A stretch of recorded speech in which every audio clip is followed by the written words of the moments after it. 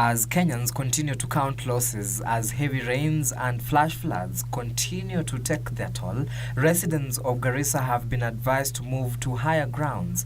The latest victims being farmers whose crops have been submerged in water following KenGen's move to release huge volumes of water from their 7 Fork reservoirs. The Meteorological Department forecast sustained rains Wednesday, with rains expected to continue over the Lake Victoria Basin highlands west of the Rift Valley, the Central and South Rift Valley, Central Highlands and the Coast region.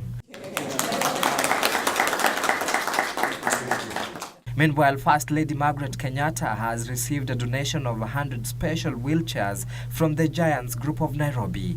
The donation brings to 240 the number of mobility carts the Beyond Zero initiative has received since last month, when the First Lady began implementing the second strategic plan for her Beyond Zero initiative. United Nations High Commission for Refugees has attributed the increased numbers of stateless persons to weak legal national laws and ignorance from affected countries. United Nations High Commission for Refugees Deputy Representative to Kenya, Walpaga Elgebrecht, said stateless people have been suffering following failure by their respective governments to recognize them or amend the law. Our main focus is clearly working with the governments in order to reduce statelessness, and actually by the end of 2024 to eradicate statelessness. And police in Narok are holding 5 suspects in connection with mobile money transfer fraud. The suspects were arrested at the quarry in the area, posing as Safaricom customer care agents.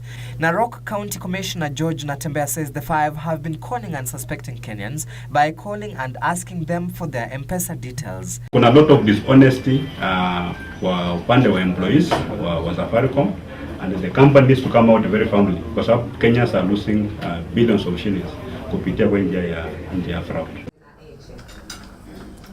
Elsewhere, a group of civil society organizations in Nairobi have called for urgent, comprehensive reforms in the joint United Nations program on HIV and AIDS. The calls follows alleged mishandling of a sexual harassment allegation scandal that has threatened the credibility of the Global AIDS Agency.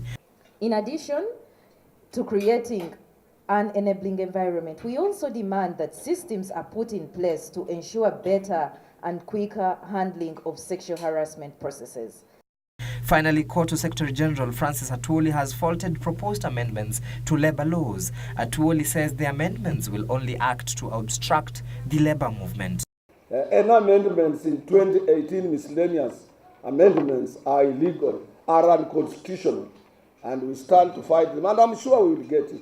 If we can't get it in High Court, in Labor Relations Court, we will get it in Court of Appeal.